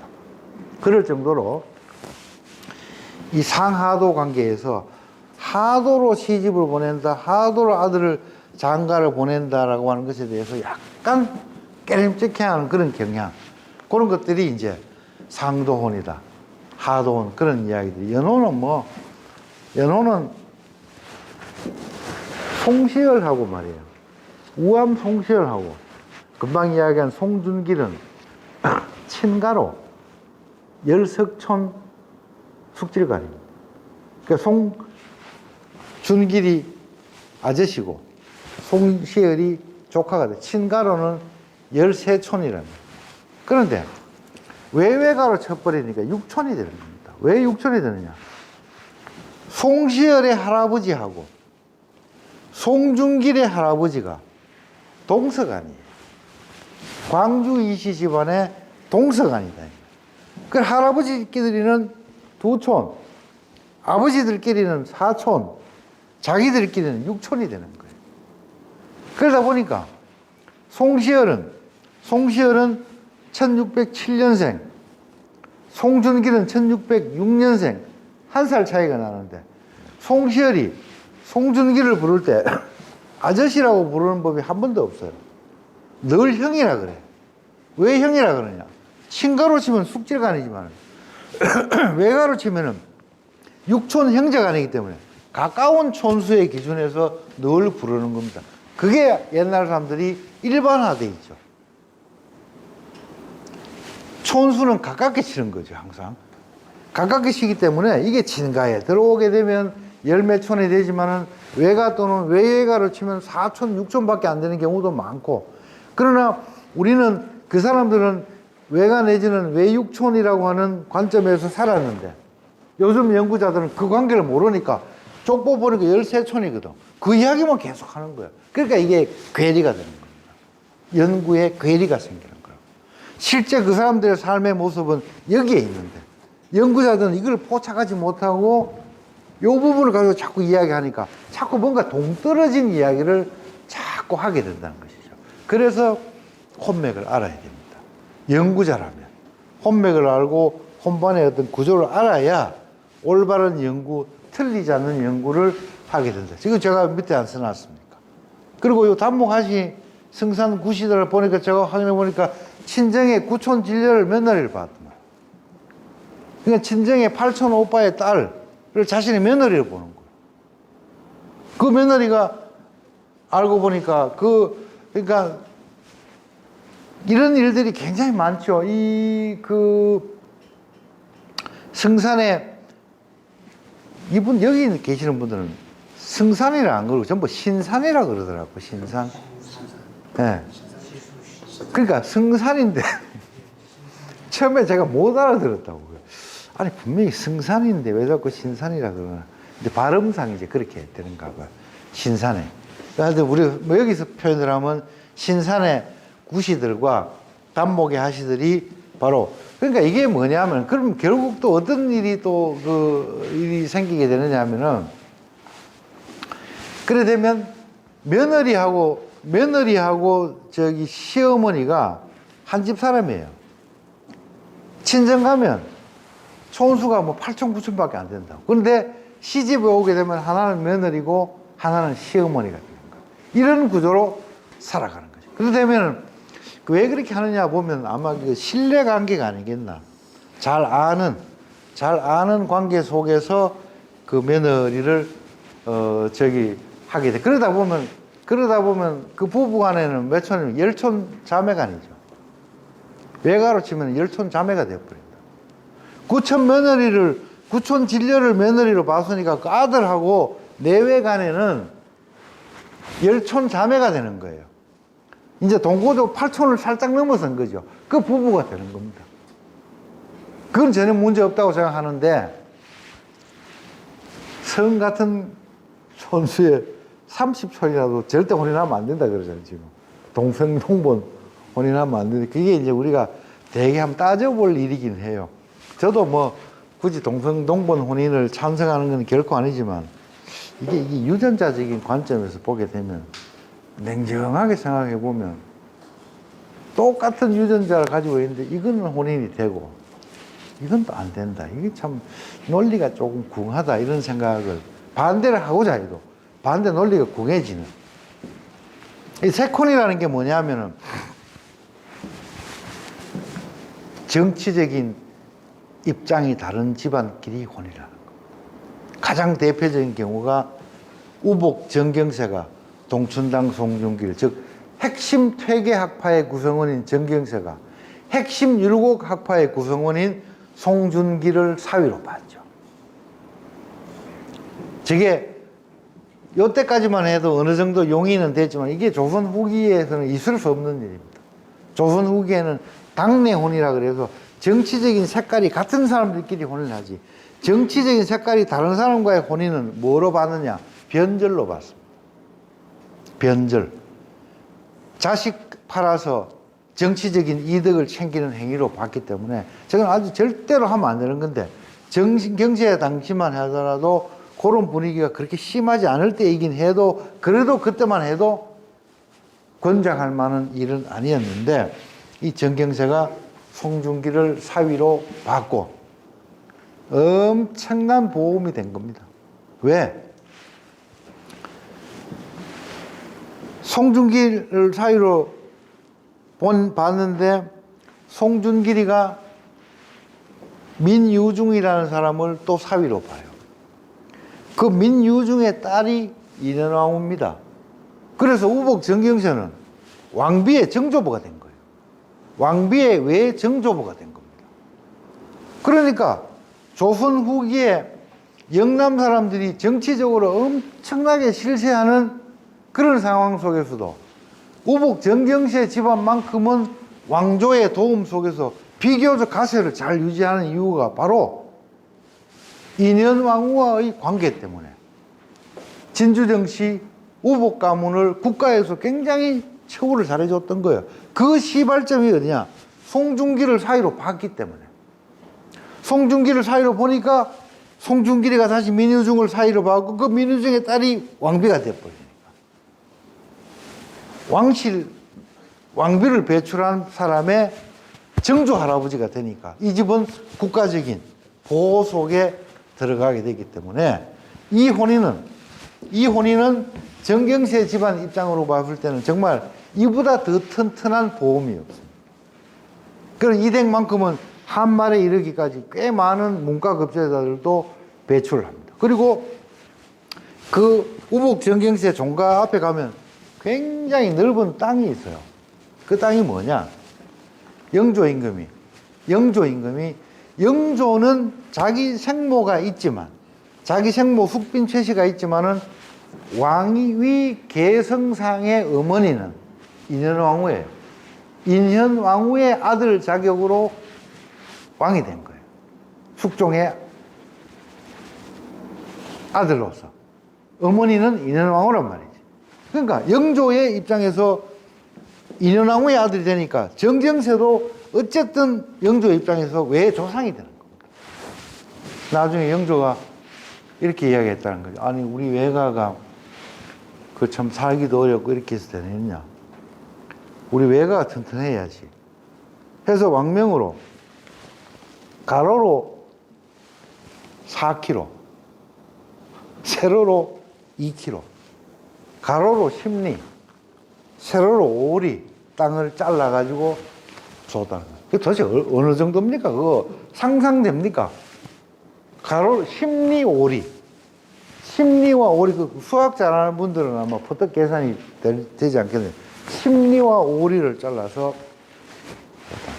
그 중에 일부가 아직도 남아있는데, 내가 예전에 우복 종군한테 그 농사를 요즘 얼마나 짓냐, 그 전에는 막 한 200마지기 지었는데, 그걸 내가, 야, 200마지기, 세상에 200마지기 농사 짓는 사람이 어디 있습니까, 요즘에? 한 200마지기 짓고 했는데, 요즘 뭐 힘들고 해가지고 한 100마지기 좀 짓는다고 그러시더라고요. 근데 이제 뭐 수지 타산이 안 맞아가지고 그것도 하기 힘들고, 어쨌든 지금도 종가에서 밑으로 쫙 내려다 보면 덜이 쫙 있는데, 그 덜이 그때 부여받은 땅이라는 말이 있는데, 바로 그래서 제가 보험이라고 이야기해요. 이 혼인은, 그때는, 이 혼인을 할 때는 미래의 역사가 그렇게 전개되리라고 아무도 예상하지 못했지만, 결과적으로 이 혼인이 바로 정경세 집안이 남인의 영락 속에서, 영남 사람들의 쇠락 속에서도 비교적 잘 가세를 유지하는 하나의 이유가 된다. 그래서 혼인이라고 하는 것은 중요한 거죠. 요거는 뭐 광주 이시. 광주 이시. 이거는 제가 왜 보여드리냐면 이 집은 칠곡의 터전을 두고 있는데 전부 서울 혼인하는 거예요. 서울 혼인. 여기 보면 김시양이라든지 요 뭐 이석규라든지 뭐 전부 서울 혼인이 굉장히 많습니다. 이제 이 광주 이시를 보통 이제 석전 뭐 돌밭 이시라 그러기도 하고, 과거에 왜 기억하시는지 모르겠습니다. 과거에 이수성 총리라고 있었어요. 네. 이수성 총리. 서울대 교수도 하셨던 그 이수성 총리가 속한 집안이 바로 이 칠곡의 광주 이시 집안이 되고, 그 광주 이시가 워낙 이 4대로 문과를 하다 보니까 영남 사람이지만 이 자식들 아들 딸 혼인은 전부 서울과 혼인을 했을 정도로 굉장히 융성한 그런 모습들, 이게 바로 이제 원거리 혼인의 아주 상징적인 가문이 그 영남 내에도 이런 집안들이 있었다라는 말씀을 드리겠습니다.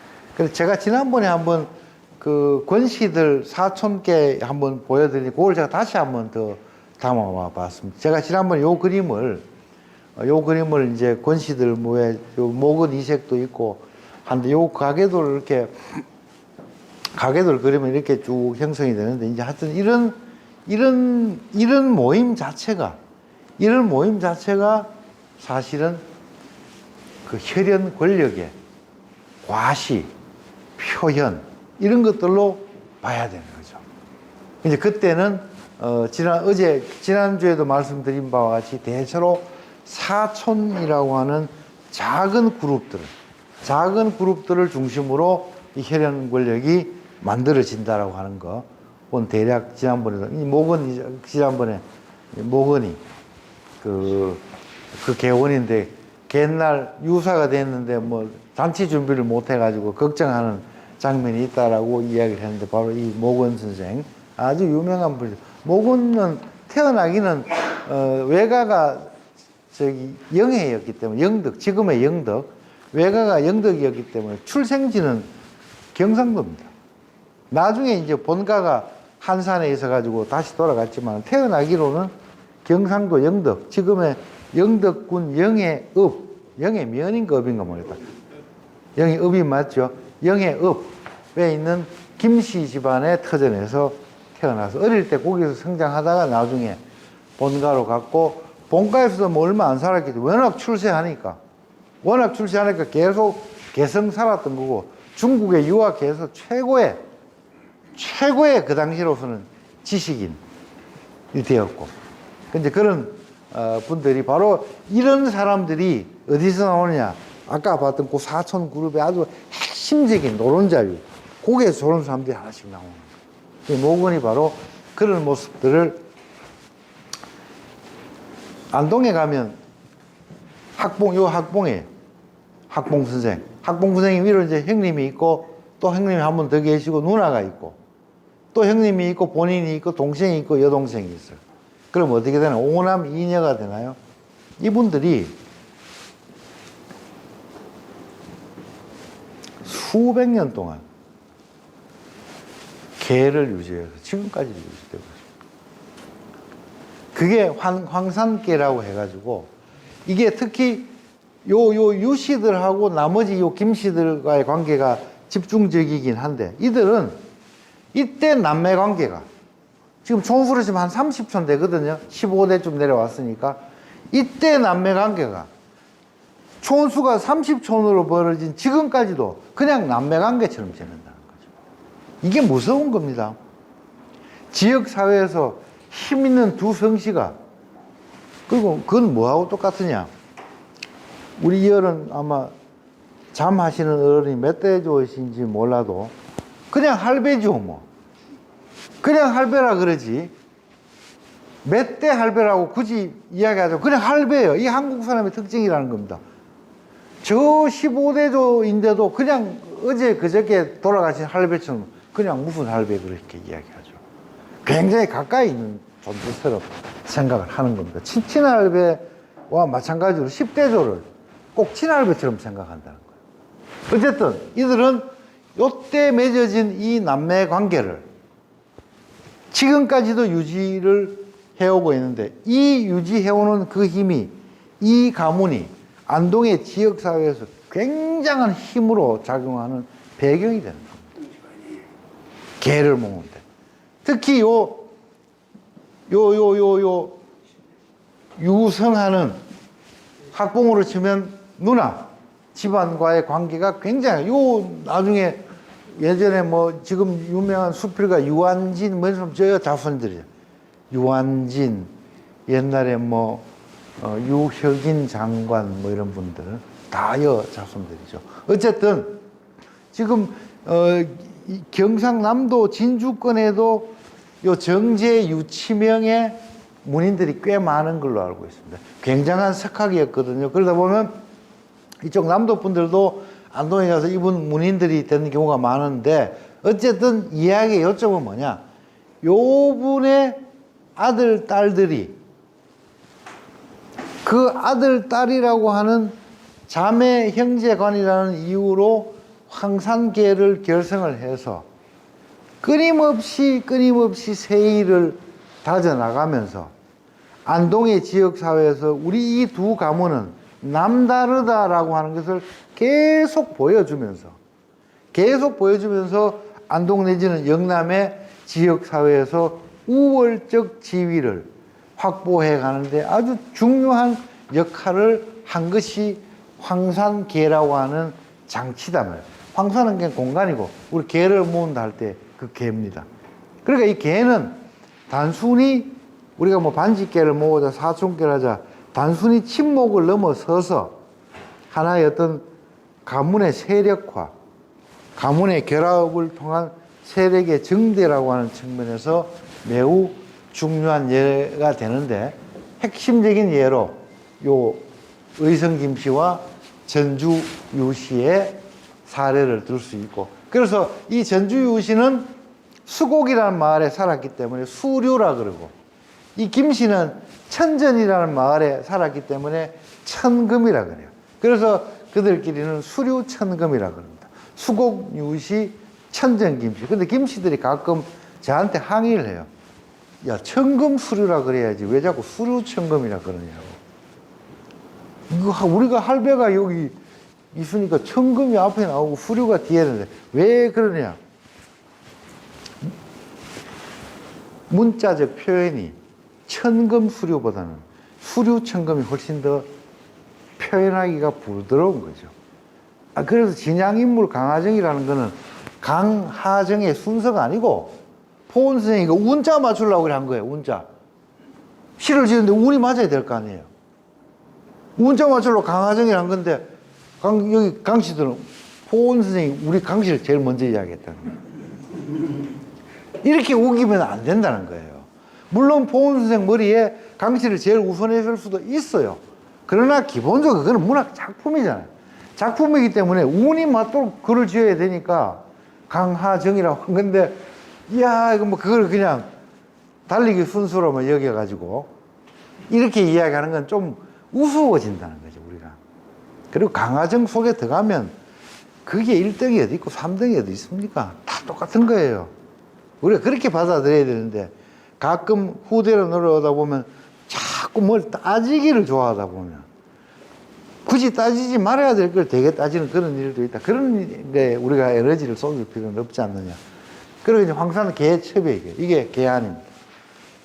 이게 뭐 릴레이식으로 계속 개안을 만드는데, 그리고 이제 여기가 학봉선생 태어난 마을에, 이게 천금, 내안 마을, 천전리. 요게 학봉 아버지가 지었다고 하는 그 백운정이라는 정자. 지금도 다 남아있습니다. 지금도 다 남아있는데, 이건 사진이 아니고 옛날 누군가가 이 마을을 그린 거예요. 그림이에요. 그림이 지금 남아있어서 오히려 사진보다는 이게 나을 듯 해가지고 한번 보여드립니다. 제가 이제 오늘 이야기 이제 마지막 두 장면만 말고, 아까 그 쇠미록 진주박물관에 왜 이야기했잖아. 오윤겸의 아버지. 오윤겸의 아버지 과거급제도 못하고 아들을 과거급제하기만 아주 늘 빌었던, 그래 끝내 소원 성취했죠. 근데 그분은 벼슬이라고 한 게 없어요. 근데 벼슬을 했어요. 왜? 감력 부패를 했는데 왜 했느냐? 아들이 고위직에 올라갔을 때 아버지 평생 소원이 관복 한번 입어보는 게 소원이라는 걸 알고 있었다고. 그래서 아들이 그 아버지 소원 한번 풀어드리려고 감력이라고 하는 아주 낮은 벼슬에 임명을 해가지고 그저 며칠 하게 했다고. 아버지 평생의 소원이 관복 한번 입어보시는 건데 내가 이렇게 출세가 정승판서가 됐는데 그 아버지 소원 못 풀어드리나 싶어서 그저 그 소원 풀어드리려고 벼슬 며칠 드린 거지 진짜 취직시켜 주려고 한 게 아니에요. 그래서 이제 아들 덕에 보통 아버지 덕에 아들이 취직을 하는데 이 경우는 이제 아들 덕에 아버지가 취직을 해가지고 백두처사를 면한 거예요. 그거 면해 주려고 아들이 배려한 겁니다. 그래서 이제 감력법회를 했는데 이 양반 그래서 역사에 쇠미록을 안 남겼더라면 오인문이라는 사람이 있었는지 없었는지도 알 수가 없는데 이 사람 핏줄에 4대 안에 자기 피를 조금이라도 묻힌 사람이 정성이 5명이 났습니다. 내외손 안에 3대인가 4대 안에 이 한 사람의 몸에서 3대 4대 안에 정성이 5명이 났습니다. 대제학이 하나 났어요. 판서가 6명이 나고 감사가 4명이 나고 장상관이 5명이 나고 절개를 세운 오달째까지 이 한 사람의 몸에 100년 이내에 한 사람의 피가 이런 인재를 만들어냈다. 그런 의미에서 이 오이문은 굉장히 중요한 사람이에요. 그 이제 정성 중에는 오윤겸, 오명왕 이런 사람들이 전부 다 오윤겸은 바로 아들이고 신익상이는 외손자고 그렇습니다. 오명왕이는 현손이고 신하는 뭐 외현손이고 심수현이는 뭐 외정손이고 전부 그런 거예요. 오도일이는 아들이고 오도일이는 대제학다고 판서 아들 손자 뭐 손자 외손자 외정손 하곡 정제도라고 유명한 포원 선생 후손 양명학자 전부 다 이렇게 이 한 사람의 피가 똑똑똑똑 떨어져 가지고 이런 구성을 만들어내는 거죠. 그러니까 집안에서 이런 인물에 대해서 역사가 주목을 해야 되는 거예요. 이런 인물만 주목할 게 아니고 진짜 실마리가 되는 건 이런 인물이거든요. 이거를 잘 찾아내는 사람이 훌륭한 학자예요. 이야, 이런 걸로 봤을 때 요 단초는 여기 있었구나. 여기에서 황지의 물이 여기에서 출발해서 이게 낙동강이 이렇게 되었구나 하는 거예요. 낙동강만 보는 거지. 낙동강에 뱃놀이 할 줄만 알았지 그 낙동강의 물줄기가 황지에서 시작된다는 걸 한 번도 생각해 본 적도 없고 관심을 가져본 적도 없다는 거죠. 그래 가지고는 어떻게 낙동강을 안다고 이야기할 수 있겠습니까? 맞지 않죠. 그래서 이런 사람이 이런 확장이 되고 또 한 사람이 더 있어요. 요 내용을 족보에다 전부 요 내용을 정확하게 정리하면 요 내용이 된다는 거죠. 그리고 또 한 사람이 더 있는데 어쨌든 후손이고 이 조방좌 이 참봉 그러면 저 하급직 아닙니까? 최하급직 아니에요. 이 조방좌라는 사람은 그냥 참봉 벼슬밖에 못했는데 역시 자신의 내외 혈손 가운데 이산해, 이덕형, 유성룡, 최석정, 서문중, 최석항 이런 사람과 같은 영의정 이런 급의 정성들이 전부 다 이 조방자의 피를 받고 태어난 사람. 판서가 6명이 나오고 참판이 2이 나오고 그리고 부원군이라고 하는 것은 왕비의 아버지죠. 이 한 일신이 참봉벼슬밖에 못한 사람처럼 보이지만 그 피가 서해라든지 아까 우리 이덕형도 봤고 이산에도 다 봤습니다. 이런 정도로 확 확산되는. 그러니까 무슨 뜻이냐 하면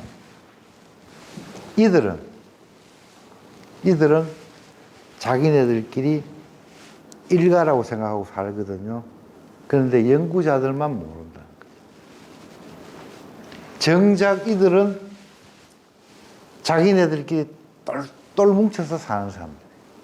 그런데 연구자들은 이 관계를 모르기 때문에 유성룡이는 뭐 경상도 사람, 이덕형은 뭐 어디 사람 따로 생각한다는 거죠. 이를 결부시켜서 봐줄 줄 알아야 되는데 유승형 따로 생각하고 이산에 따로 생각하는 거죠. 바로 이들은 결혼식이나 초상이 있으면 만나야 될 거 아니에요. 쫙 만나지는 사람들입니다. 그런 구조에 있는 이런 숲을 정확하게 잘 진단하는 것이 사실은 전통시대를 얼마나 정확하게 이해하느냐 하고 밀접한 관련이 있다라는 말씀을 드리면서 그 시간이 이제 12시가 좀 넘고 제가 뭐 지각한 만큼은 대강 때운 것 같습니다. 그래 오늘 이야기는 이 정도로 마치도록 하겠습니다. 수고하셨습니다.